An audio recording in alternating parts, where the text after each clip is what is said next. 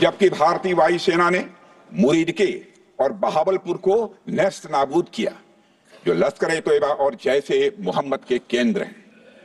पूरा ऑपरेशन मात्र, अध्यक्ष महोदय, जानकर पूरे सदन को प्रसन्नता होगी कि विद इन 22 मिनट्स पूरा ऑपरेशन समाप्त हो गया और हमने आतंकवादियों को उनके घर में घुसकर मारा। सशस्त्र बलों ने हमारी माताओं और बहनों के सिंदूर का बदला लिया। प्रत्येक भारतीय इस भावना से ओत-प्रोत हो गया। अध्यक्ष महोदय, मैं चाहूंगा कि पूरा सदन एक बार हमारे सेना के बहादुर जवानों के शौर्य और पराक्रम का। अध्यक्ष महोदय, यह सिंदूर की लाली शौर्य की कहानी है। यह सिंदूर की लाली शौर्य की कहानी है, भारत के मस्तक पर वीरता की निशानी है। अध्यक्ष महोदय, सेनाओं ने अंधेरी रात होने के बावजूद हमले की सफलता के स्पष्ट एविडेंस भी जुटाए हैं, साक्ष्य है हमारे पास। अध्यक्ष महोदय, हमले के कुछ ही घंटों के भीतर एक प्रेस रिलीज और मीडिया ब्रीफिंग के माध्यम से इन्हें जनता की जानकारी के लिए जारी कर दिया गया था। मुझे यह पुष्टि करते हुए गौरव की अनुभूति हो रही है कि सशस्त्र बल अपने सभी मिशन ऑब्जेक्टिव्स को पूरा करने में पूरी तरह से सक्षम रहे और साथ ही कामयाब रहे।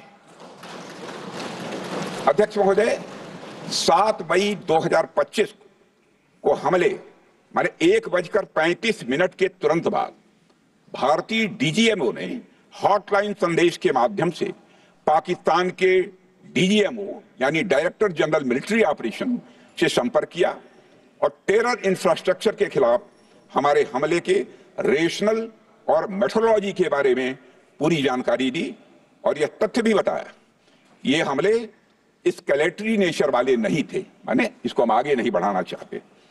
जिन मुहि मारा तीन मुहि मारे। अध्यक्ष महोदय, जिस प्रकार प्रभु हनुमान ने लंका में अपनी रणनीति बनाई थी, उसी प्रकार हमने भी उन्हीं को निशाना बनाया जिन्होंने हमें नुकसान पहुंचाया था।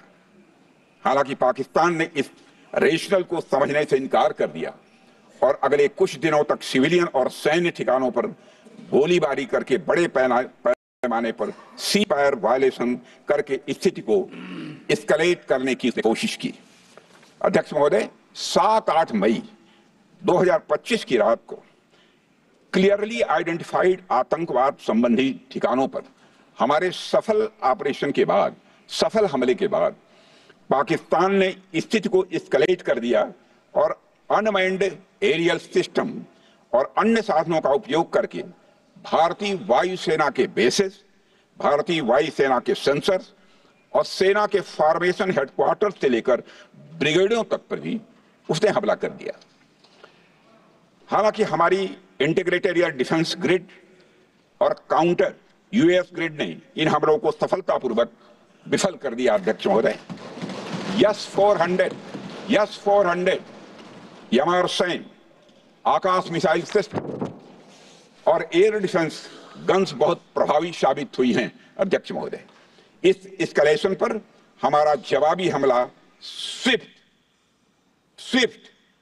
प्रोपोर्शनेट और नवातुला था। अध्यक्ष महोदय, जिसमें 8 मई 2025 को केवल चुनिंदा पाकिस्तानी एयर डिफेंस सिस्टम और सेंसर नेटवर्क को प्रिसीजन गाइडेड मिशन द्वारा म्यूनिशंस द्वारा जो है टारगेट किया गया।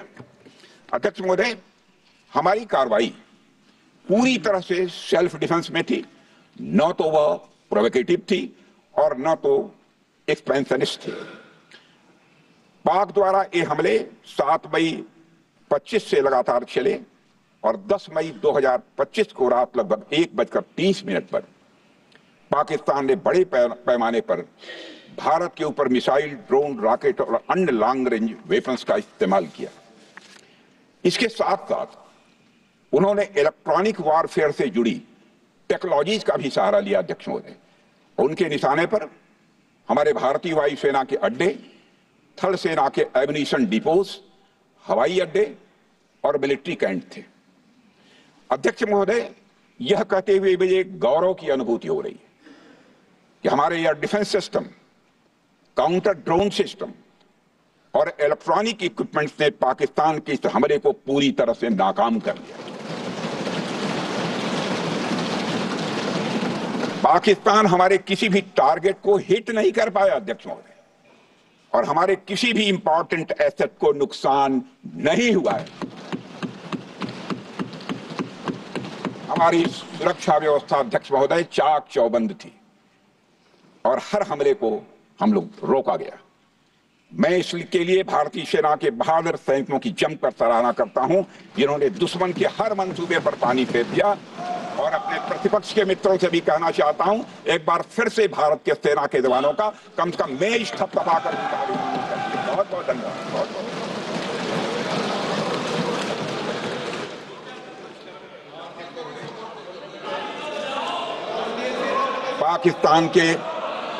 पाकिस्तान के इस हमले के जवाब में हमारी कार्रवाई साहसिक थी, ठोस थी और प्रभावी थी।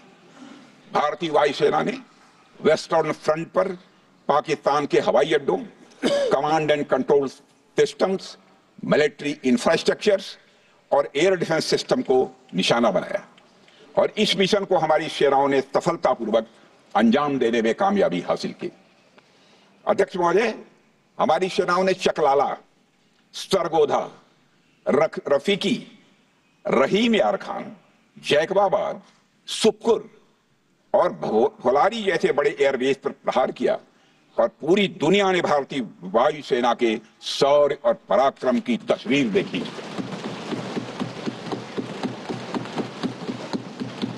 अध्यक्ष महोदय, ऑपरेशन सिंदूर ट्राई सर्विसेज कोऑर्डिनेशन का एक बेमिसाल उदाहरण था। जब भारतीय वायुसेना ने आसमान से हमले किए, हमारी थल सेना ने जमीन पर मोर्चा संभाल लिया। हमारे जवान नियंत्रण रेखा पर पूरी ताकत से डटे रहे और पाकिस्तान की हर हरकत का करारा जवाब दिया।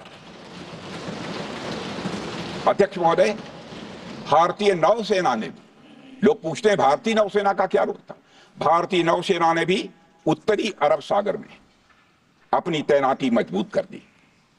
भारतीय नौसैनिकों ने पाकिस्तान को यह साफ संदेश दिया कि हम समुद्र से लेकर जमीन तक पाकिस्तान के हर महत्वपूर्ण ठिकानों पर प्रहार करने में न केवल सक्षम हैं बल्कि हम तैयार हैं। अध्यक्ष महोदय, इस ऑपरेशन का मकसद टेररिस्ट कैंप्स और उनके सपोर्टर्स को टारगेट करना, उन्हें नेस्त नाबूद करना था और यह साफ संदेश देना था कि भारत आतंकवाद के विरुद्ध जीरो टॉलरेंस रखता है। भारत ने कार्रवाई इसलिए रोकी क्योंकि कॉन्फ्लिक्ट के पहले और उसके दौरान जो भी पॉलिटिकल और मिलिट्री ऑब्जेक्टिव्स तय किए गए थे उसे हम पूरी तरह से हासिल कर चुके थे। इसलिए यह कहना, यह मानना कि यह ऑपरेशन किसी दबाव में रोका गया था, यह बेबुनियाद है और सरासर गलत है। अध्यक्ष,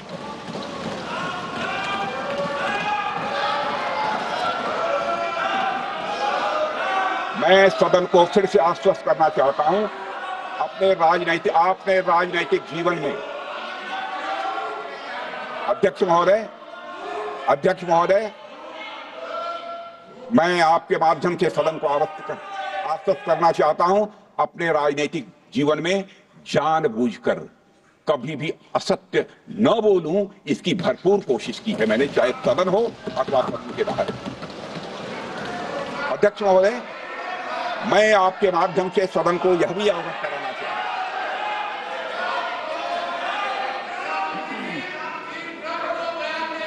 हूं। प्लीज बैठिए। आप क्यों खड़े? अध्यक्ष महोदय, मैं आपके माध्यम से सदन को यह भी अवगत कराना चाहूंगा कि सीमा पार करना या वहां की टेरिटरी कैप्चर करना इस ऑपरेशन का उद्देश्य नहीं था।